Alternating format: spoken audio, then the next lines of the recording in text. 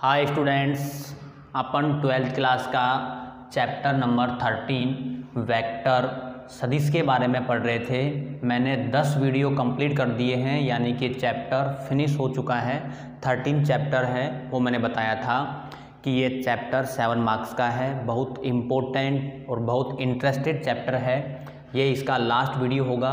इसी वीडियो के साथ ये चैप्टर आपका फिनिश हो जाएगा।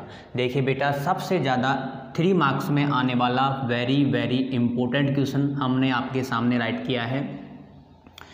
A vector plus B vector, B vector plus C vector, C vector plus A vector is equal to 2, फिर A vector B vector C vector. यहाँ पे प्लस है तो यहाँ बाहर 2 आया है। ये क्वेश्चन कई बार कंपटीशन के एग्जाम में पूछ लिया जाता है, तो वहाँ पे आपको ध्यान रखना है। यदि यहाँ प्लस आया है तो ये 2 मल्टीप्लाई में है, और यदि यहाँ पे मल्टीप्लाई आ जाएगा A vector cross B vector cross C vector cross A vector, यानी कि मल्टीप्लाई में आ जाएगा, तो ये 2 है ना जो यहाँ स्क्वायर में आपको नज़र आएगा, यानी कि मल्टीप्लाई में नज़र आएगा। यानी ये ब्रैकेट मल्टीप्लाई फिर ब्रैकेट, यानी कि ब्रैकेट का मतलब होता है अदिश त्रिक गुणनफल। वो मैंने 13.4 में आपको समझाया था कि स्केलर ट्रिपल प्रोडक्ट क्या होता है, वही इसका फॉर्मूला है। तो बेटा प्लस में आए तो 2 यहाँ पे आएगा, मल्टीप्लाई में आए तो 2 यहाँ पे आएगा। ये 2 क्वेश्चन हैं, दोनों क्वेश्चन वेरी वेरी इंपॉर्टेंट हैं। ठीक है, हम सोल्व कर रहे हैं बेटा। देखिए, तो ये सपोज करो कि ये ए है पूरा, और ये बी है, और ये सी है। और अब बताइए फॉर्मूला क्या होता है। A dot B cross C, यानी कि हमने आपको स्केलर प्रोडक्ट का फॉर्मूला इधर राइट कर रहा हूँ याद दिलाने के लिए। A vector B vector C vector is equal to A vector dot B vector cross C vector. ये फॉर्मूला होता है किसका? अदिश त्रिक गुणनफल का, स्केलर ट्रिपल प्रोडक्ट का। ठीक है, तो ए का मतलब यहाँ पे ए प्लस बी है, बी की जगह है बी प्लस सी, और सी की जगह है सी प्लस ए। स्टार्ट करते हैं। A vector plus B vector dot B vector plus C vector cross C vector plus A vector. Formula आपके सामने है, हमने रख दिया है। यानी कि इसको हम चाहें तो अलग से सपोज कर लें ताकि आपको प्रॉब्लम नहीं आए। माना A vector plus B vector is equal to P vector. इस पूरे को हमने पी वेक्टर सपोज कर लिया ताकि मल्टीप्लाई यानी डॉट करने में प्रॉब्लम नहीं आए। एम्प्लाइज पी वेक्टर डॉट इस ब्रैकेट में मल्टीप्लाई करना है, तो पहले बी का करेंगे तो बी का सी में करेंगे तो बी क्रॉस सी हो जाएगा, फिर बी का ए में करेंगे तो बी क्रॉस ए हो जाएगा। तो नेक्स्ट स्टेप देखिए, B vector cross C vector plus B vector cross A vector plus, अब सी का करेंगे C vector cross C vector plus C vector cross A vector. ये नेक्स्ट स्टेप आपके सामने हमने राइट कर दिया है। वी नो दैट, हम जानते हैं कि C vector cross C vector is equal to 0।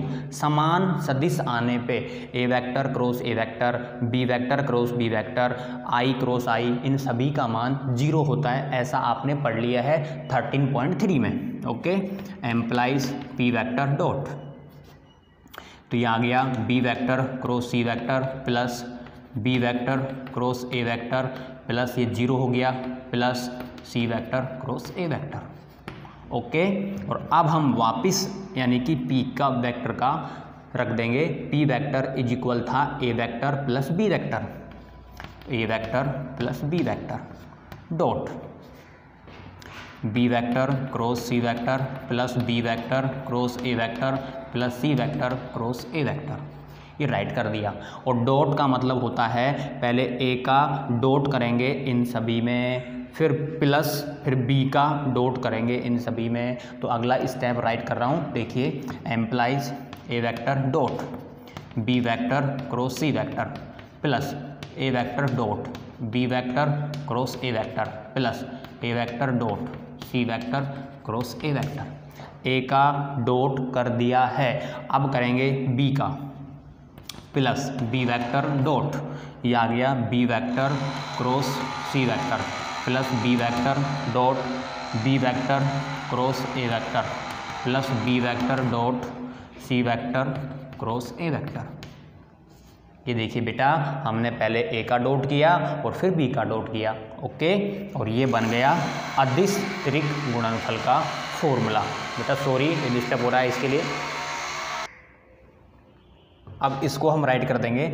अदिश त्रिक गुणनफल वाला फॉर्मूला आ गया ना, तो ये हो गया हमारे पास में, बोलो क्या, A vector B vector C vector plus bracket, ये देखिए ये हो गया A vector B vector A vector plus ये हो गया A vector C vector A vector plus यहाँ हो जाएगा B vector C vector plus ये हो गया B vector A vector plus B vector C vector A vector, okay. अब ये देखिए बेटा नेक्स्ट स्टेप, ये आवाज़ के लिए प्रॉब्लम हो रही है।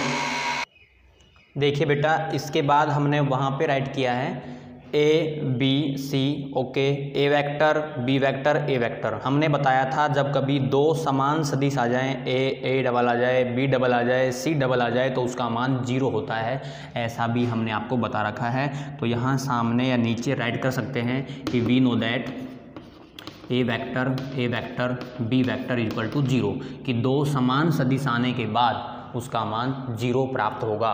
तो देखिए बेटा, इसका मान 0 हो जाएगा, एक इसका मान 0 हो जाएगा क्योंकि ए वेक्टर, इसमें डबल बी है, इसका मान 0 हो जाएगा, इसमें डबल बी है, इसका मान 0 हो जाएगा, एक ये बच जाएगा और एक ये स्टार्टिंग वाला, यानी फर्स्ट और लास्ट दो बच गए, उनको हम राइट कर रहे हैं। Implies A vector B vector C vector plus फिर यहाँ बच गया था B vector C vector A vector. हमने कहा था कि कंटिन्यू होने चाहिए, एक चक्रीय क्रम में होने चाहिए, बी के बाद सी के बाद ए, और ए बी सी ये सभी आपस में सेम होते हैं, और ये बीच में प्लस है इसलिए 2 आ गया। A vector B vector C vector, ये आ गया RHS। Hands prove left hand equal to right hand, हमने यहाँ पे लेफ्ट हैंड लिया था। तो सबसे इम्पोर्टेंट क्वेश्चन हमने सोल्व किया है, आप इस क्वेश्चन की प्रैक्टिस कर लेना। मैंने कहा था ये प्लस का है, फिर एक मल्टीप्लाई का आएगा। मैं क्वेश्चन नंबर 2 राइट करता हूँ, ठीक है। क्वेश्चन नंबर 2,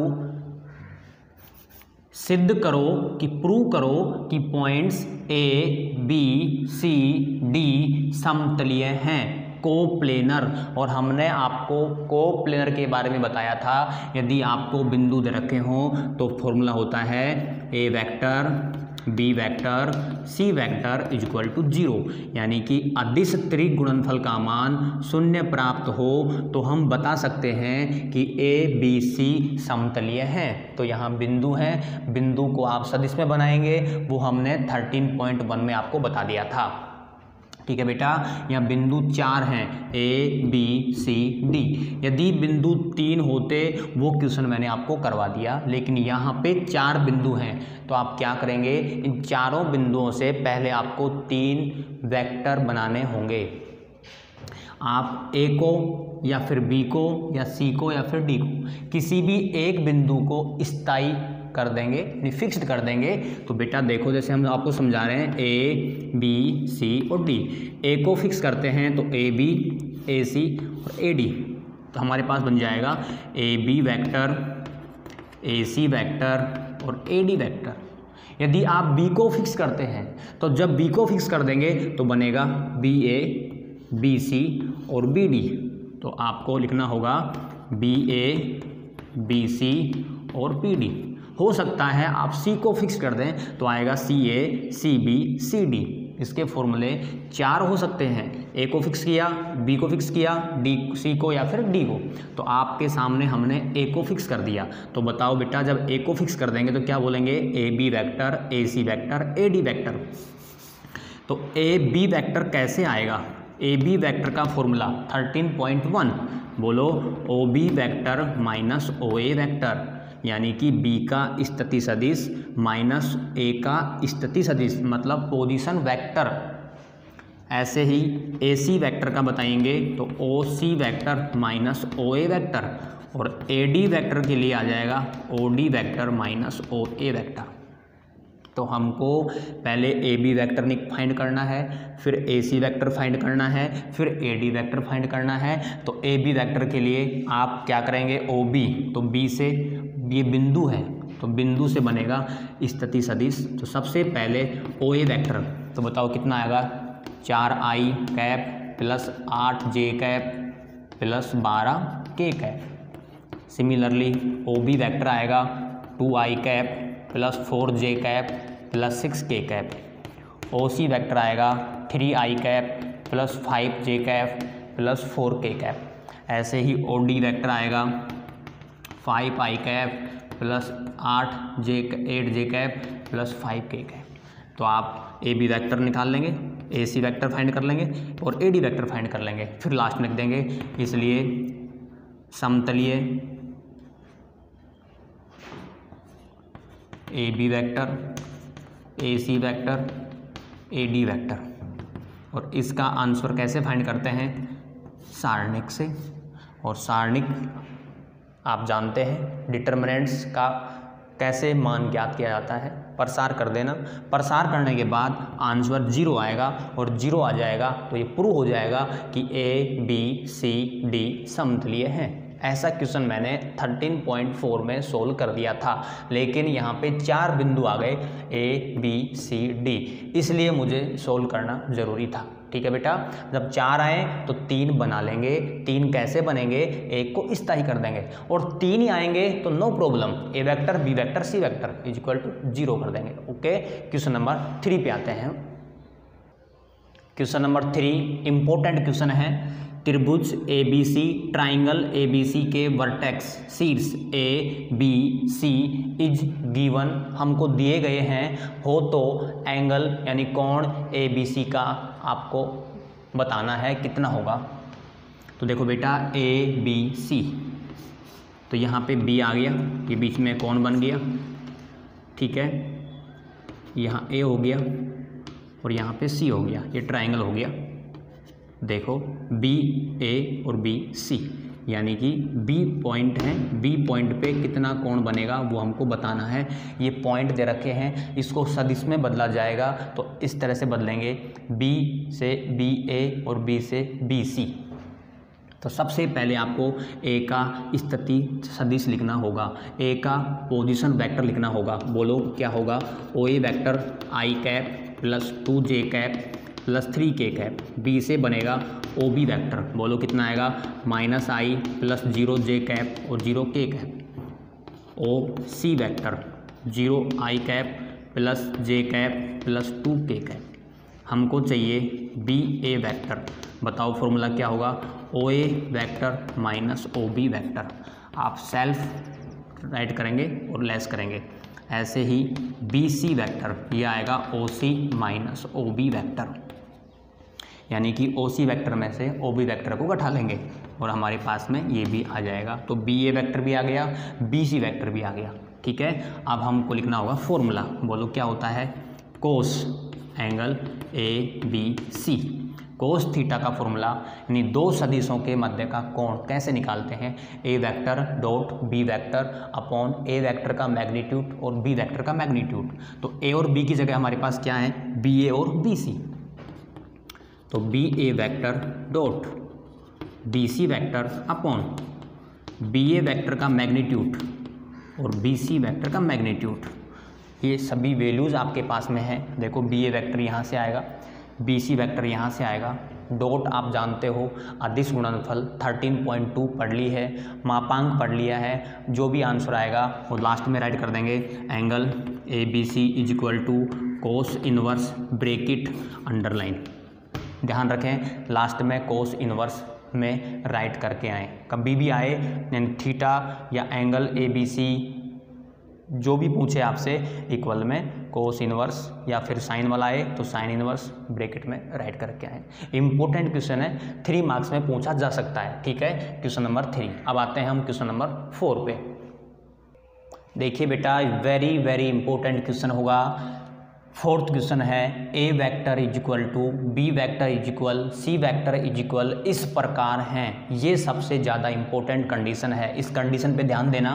ये कंडीशन मैंने आपको 13.2 में राइट करवाई थी A vector plus lambda B vector comma C vector पर लंबवत हों, परपेंडिकुलर हों तो लैम्बडा का मान बताओ। Find the value of lambda कि A vector plus lambda B vector C vector फिर क्या है, लंबवत है। तो आप बताओ दो सदिश जब लंबवत होते हैं तो फॉर्मूला क्या होता है। जब दो सदिश लंबवत होते हैं तो मैं इधर राइट कर रहा हूँ, देखिए ए वेक्टर डॉट बी वेक्टर का मान 0 होता है।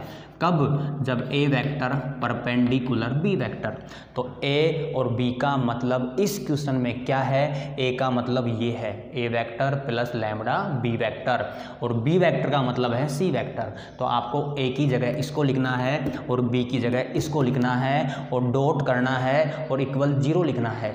जब हम इक्वल 0 रख देंगे तो हमको लैम्बडा का मान प्राप्त हो जाएगा। ठीक है, तो आइए शुरुआत करते हैं। सबसे पहले आपको राइट करना होगा कि A vector is equal to B vector is equal to C vector, देख के राइट कर लेना। ओके, फिर राइट करना है A vector plus lambda B vector according to the question, प्रश्नानुसार, कोमा सी वेक्टर पर लंबवत हो तो implies A vector plus lambda B vector dot C vector is equal to 0। ये हमने बता दिया है। डॉट क्यों किया, लंबवत इक्वल 0 क्यों लिया, क्योंकि उसमें बताया गया है परपेंडिकुलर हैं यानी लंबवत हैं। तो बताओ ए का मान आपके सामने लिखा हुआ है 2i cap plus 2j cap plus 3k cap bracket plus lambda B vector का भी दे रखा है -i cap plus 2j cap plus k cap dot C vector भी दे रखा है 3i cap plus 3j cap is equal to 0। हमने केवल एक वेक्टर का, बी वेक्टर का, सी वेक्टर का रखा है मान जो हमको दे रखा था। ओके, एम्प्लाइज सबसे पहले इस जो मंझला ब्रैकेट है इसको सोल्व करेंगे, यानी आई कैप यहाँ भी है, आई कैप यहाँ भी है, इसको एक साथ लिखेंगे जे कैप के कैप। देखिए बेटा, यहाँ से आएगा हमारे पास में 2, यहाँ से आएगा माइनस का लैम्बडा आई कैप प्लस जे के साथ में यहाँ 2 है, यहाँ भी 2 है और बाहर लैम्बडा है 2 लैम्बडा जे कैप प्लस के साथ में यहाँ 3 है और यहाँ पे 1 है तो 1 को लैम्बडा से किया लैम्बडा के कैप डॉट, या चाहें तो यहाँ पे मंझला कोष्ठक लगा सकते हैं, नो प्रॉब्लम।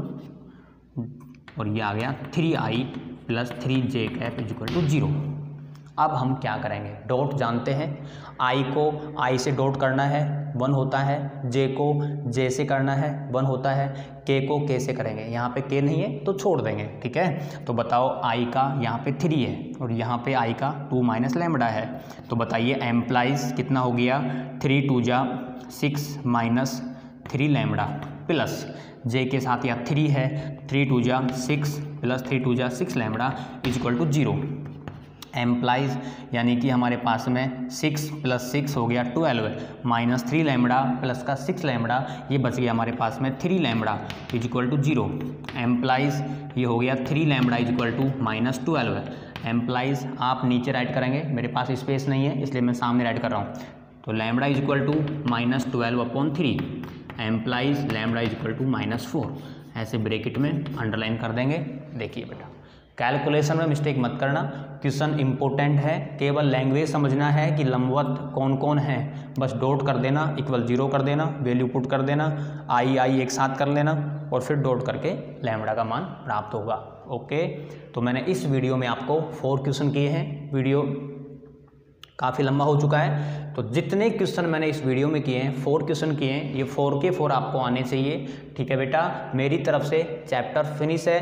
फिर भी कोई एग्जाम्पल या क्वेश्चन बच गया होगा तो हम आपको क्लास में प्रॉब्लम सोल्व करेंगे, उस टाइम क्वेश्चन सोल्व करवा देंगे। ओके स्टूडेंट्स, फिर हम आपको नेक्स्ट वीडियो में 14 चैप्टर स्टार्ट करेंगे लाइन वाला, वो भी 7 नंबर का चैप्टर होगा।